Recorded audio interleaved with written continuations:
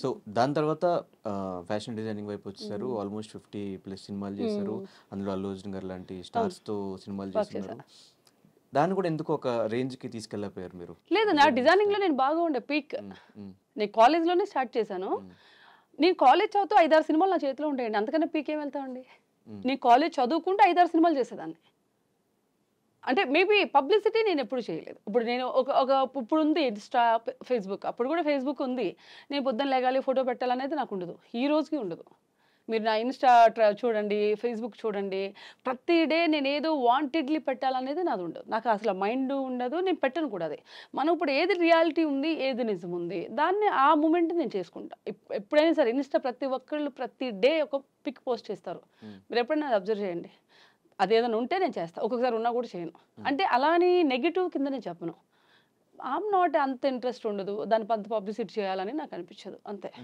But అది నేను చూసినది అదే. అది ఇప్పుడు కూడా నేను చేయొచ్చు. నేను సినిమా చేస్తానంటే ఇప్పుడు నాకు ఇచ్చేవాళ్ళు కూడా చాలా మంది ఉన్నారు డిజైనింగ్. సో దాన్ని కూడా వదిలేశారు? వదలలేదు. నేను నా స్టూడియో మెయింటైన్ చేస్తున్నాను కదా. అంటే అది టోటలీ క్రియేటివ్ జాబ్ బా. అంత ఈజీగా రెండు పెట్టలేను. ఇప్పుడు నేను యాక్టింగ్ అని చెన్నైకి వెళ్తున్నాను. నేను ఒక సినిమా తీసుకున్నప్పుడు టక్కున ఒక డ్రెస్ ప్రాబ్లం వస్తుందంటే నేను ఆన్ లొకేషన్ వెళ్ళాలి. ఒకవేళ నేను వెళ్ళలేదంటే నా ఇప్పుడున్న పేరు పోతుంది కదా. ఇప్పటి వరకు నాకు ఏ డైరెక్టర్ అయినా సరే శ్రీ కాస్ట్యూమ్ చూసుకుంటే ఆ కాస్ట్యూమ్ అనే డిపార్ట్మెంట్ని మర్చిపోతారు వాళ్ళు. నాకున్న పేరు అది. ఏ రోజు నా వల్ల ఇది పాడైంది లేదా ఈరోజు షూట్ 1 hour లేట్ అయిందనేది కూడా లేదు. I got very good name about designer. అలా ఒక బడ్జెట్లో చేస్తుంది, బడ్జెట్ ఇస్తే క్రాస్ చేయదు. అండ్ తనుంటే అసలు ఏ డైరెక్టర్ నేను సినిమా డిజైనింగ్ చేస్తే డైరెక్టర్ కాస్ట్యూమ్ దగ్గర రారు. అంత బాగా ఇచ్చిన వర్క్ని నేను ఇప్పుడు హాఫ్గా చేయకూడదు, అవునా కదా. అంతే తప్ప నాకు ఏదేం లేదు. కళ్ళు ఏది లేదనుకో నేను సినిమాలు చేసుకుంటా. నేను మధ్యలో కూడా చేశాను, ఒక 2-3 సినిమాలు ఫ్రెండ్స్ ఉంటే కూడా నేను చేశాను. So what is the best film మీకు బాగా డిజైనింగ్ చేసిన? చందమామ. చందమామ ఫిలిం. రీజన్? ఎందుకంటే హాఫ్ సారీస్కి అప్పటిదాకా ప్లెయిన్ వేశారు. ఆ టైంలోనే వర్క్ అనేది క్రియేట్ చేశాను. ఇప్పటికీ అది నడుస్తుంది. I created my self. Kajal గారికి ఇప్పుడు ఉన్న పేరు కూడా అదే, చందమామ కాజల్. నాకు ఇష్టమైన వర్క్ అది. అంటే నాకు దేశముదురు ఫస్ట్ అవకాశం నాకు. అండ్ చందమామ అనేది నాకు వర్క్ పరంగా ఈ రోజుకి still I have that work. ఇంత బండిల్ వర్క్ ఉంటుంది. నేను ఏదైతే స్కెచ్ వేసానో అదే స్కెచ్ చందమామ సినిమాలో ఉంటుంది. ఈ రోజుకి నేను దాచిపెట్టేదాన్ని. అంటే వర్క్ ఎక్స్పీరియన్స్లు అంటారు కదా. నాకు ఎందుకంటే నా చేయిలు ఇలా వేస్తే ఇక్కడ వంకర్లు వచ్చేసాయి వేళ్ళు. రెండోది నేను కాలేజ్కి వెళ్ళి రావాలి. 4 o'clock ఎవ్రీడే లేచి నేను లొకేషన్కి వెళ్ళి ఆ వర్క్ ఇచ్చి, అప్పుడు అతడు సెట్లో జరిగింది అది, ఆ వర్క్ ఇచ్చేసి మళ్ళీ నేను కాలేజ్కి వెళ్ళి మళ్ళీ ఈవినింగ్ మళ్ళీ కాస్ట్యూమ్ పని. ఎంత వర్క్ అంటే నేను ఆ సినిమాకి నేర్చుకున్నంతగా ఆ సినిమాకి నేను ఇలాగ అయిపోయినా ఆ సినిమాకి నిద్ర సరిపోయేది కాదు. నాకు కాలేజ్ వర్క్ కూడా ఉంటుంది కదా. నా మెయిన్ నాది కాలేజ్, అది కూడా నేను కంప్లీట్ చేసుకోవాలి. అయిన తర్వాత అసలు చాలా హార్డ్ వర్క్ చేశాను దానికి. అండ్ ఎంటర్టైన్మెంట్ విషయంకి వచ్చేసి సినిమాలు స్టార్ట్ చేయాలి అని థాట్ ఎందుకు వచ్చింది మీకు? ఏది మూవీస్ డిజైనింగ్ మళ్ళీ కంప్లీట్ మూవీస్లో యాక్టింగ్ నాకు థాట్ రాలేదు. యాక్చువల్గా నాకు ఇంట్రెస్ట్, యాక్టింగ్ అనేది ఇంట్రెస్ట్ ఉంది. కానీ స్టార్టింగ్లో ఉండేది ఎలాగో డిజైనర్గా ఫుల్ బిజీ ఉన్నాం. నేను డిజైనింగ్ చేసేటప్పుడు ఏ క్షణం నేను ఖాళీ లేను. నేను ఫుడ్ కూడా తింటూ కార్లో బాక్స్ పెట్టుకుని తింటూ వెళ్ళేదాన్ని నేను. అంటే జనరల్ నేను లొకేషన్లో తినను ఎక్కువ ఫుడ్, నా ఫుడ్ నేను క్యారీ చేస్తాను. అలాంటప్పుడు కార్ ఎక్కంగానే డ్రైవర్ ఉండేవాడు, నడుపుతూ ఉండేవాడు, నేను తింటా వెళ్ళేదాన్ని. అంత టైం లేని టైం నేను చూసాను డిజైనింగ్కి. అంటే ఫుడ్ తినే టైం కూడా నాకు ఉండేది కాదు. అండ్ రెండోది యాక్టింగ్ అనేది కోవిడ్ టైంలో అంతకుముందు ఉండేది, కానీ నేను ఎప్పుడు పెద్ద ఎక్కువ ఫోకస్ పెట్టలేదు అబ్బా యాక్టింగ్ మీద. చేయాలంటే ఎవరన్నా అడిగితే ఒక క్యారెక్టర్ ఇస్తే చేసేవాడుగా. నేను అన్ని సినిమాలు చేసేటప్పుడు వాడు ఎప్పుడు చేసేదాన్ని కాదు. కానీ తేజ గారు మాత్రం ఎవరన్నా డబ్బింగ్కి ఎవరన్నా రాలేదనుకో నాతో డబ్బింగ్ చెప్పించేవాడు. ఎవరైనా ఆర్టిస్టులు జూనియర్ ఆర్టిస్టులు మిస్ అయ్యారో లేకపోతే ఇంకెవరన్నా మిస్ అయ్యారనుకో వాళ్ళది చెప్పించేసేవాడు. అలా ఆయన మాత్రం బాగానే మూవీస్కి అవసరం అయినప్పుడల్లా వాడేవాడు అనమాట. ఇది డబ్బింగ్ విషయంలో కానీ ఏదన్నా సెలబ్రిటీ సీన్స్ ఉంటే మనకు కనిపించినవి ఉంటాయి కదా వెనక్కి, అవి ఎందుకు నేనే రాజు నేనే మంత్రిలో కాజల్ డూప్ అంతా నేను చేశాను. ఆమె చచ్చిపోయిన సీన్ల దగ్గర నుంచి అన్నీ నేనే. ఆ కర్నూలు ఎండ్లో మొత్తం ఇక 7లో పడుకోమంటే అలాగే పడుకో రాణా గారితో డూప్. ఆమె డేట్స్ ఏమో ఖాళీ లేవు అప్పుడు. కాజల్ డూప్ అన్నీ నేను చేశాను. నేనే రాజు నేనే మంత్రి అట్లా అన్నీ నేను అది ఎందుకంటే కర్నూలులో జరిగింది. నాతో పాటు ఆర్టిస్టులు చాలా మంది ఉండే ఆ రోజు. ఎందుకంటే ఆమె రాలేదు, బట్ డూపే కదా కనిపించదు. ఎలాగో చచ్చిపోయినప్పుడు ఇది కప్పేస్తారు, back shots long shots easy కదా. గడపేసి మేకప్ అంతా ఇలా పడిపోయినట్టు అవి వేసి చేశారు. అలాంటివి చేసేదాన్ని.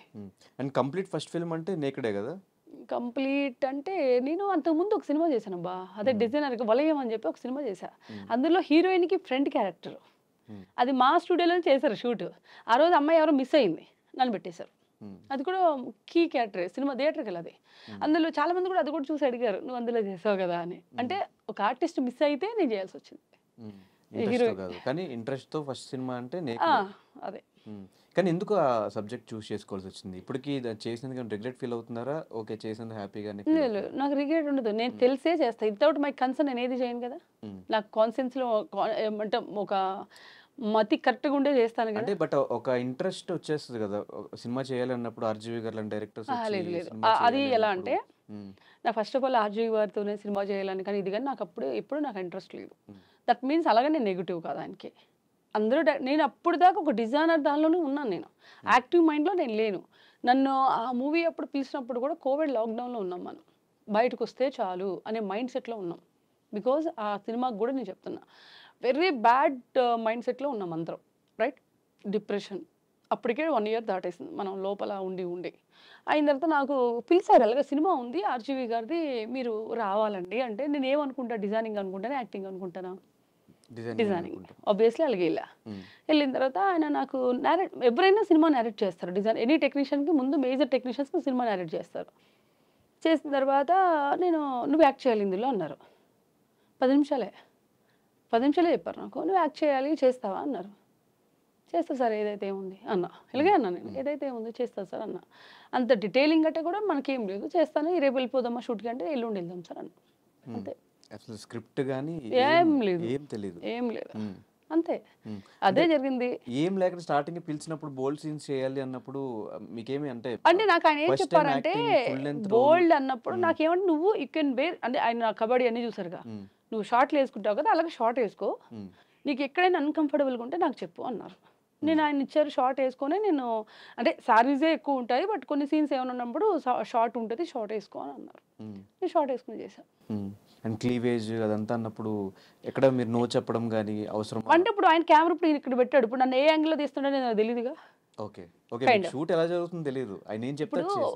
ఒక ఎలా ఉంటుందంటే ఆర్టిస్ట్కి, డైరెక్టర్ ఇప్పుడు మీరు నాకు డైరెక్ట్ చేస్తున్నప్పుడు నువ్వు ఈ సీన్ చేయనప్పుడు మనం అన్ని చూడం, బట్ ఆయన కెమెరా ఏ యాంగిల్లో పెడుతుందో అనేది కూడా నేను చూడను. ఇప్పుడు అది నాది ప్రొఫైల్లో ఉందా, ఫుల్లో ఉందా, మిడ్లో ఉందా, ఆఫ్లో ఉందా కూడా నాకు తెలియదు.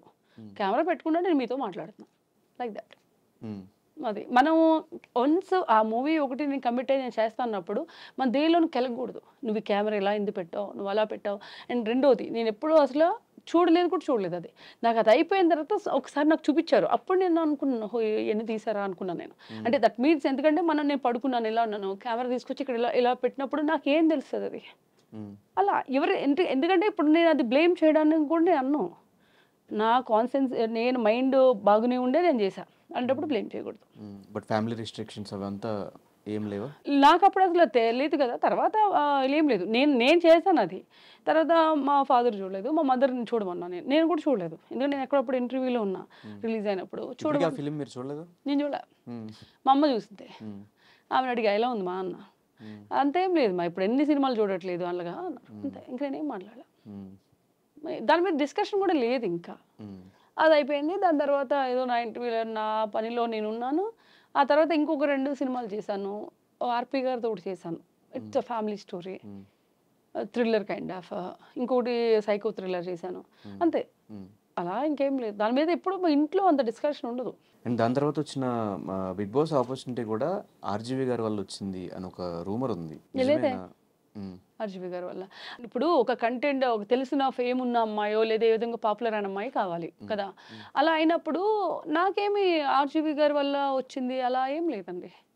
నాకు ఇంకా ముగ్గురు, నేను ఆశు ఇంకెవరో ముగ్గురు వెళ్తే కూడా ఆయన నాకు సపోర్ట్ చేశారు. బయట నాకు లోపల ఉన్నాను, నాకు తెలియదు కదా అని అన్నారు. లేదు, because we have good terms, అంతే. నేను బాగానే మాట్లాడేవాళ్ళు, ఇప్పటికీ ఏదైనా అవసరం నేను చేస్తే మాట్లాడతారు, అంతే. అలానే ఓవర్ లిమిట్స్ దాటేసి పోను నేను.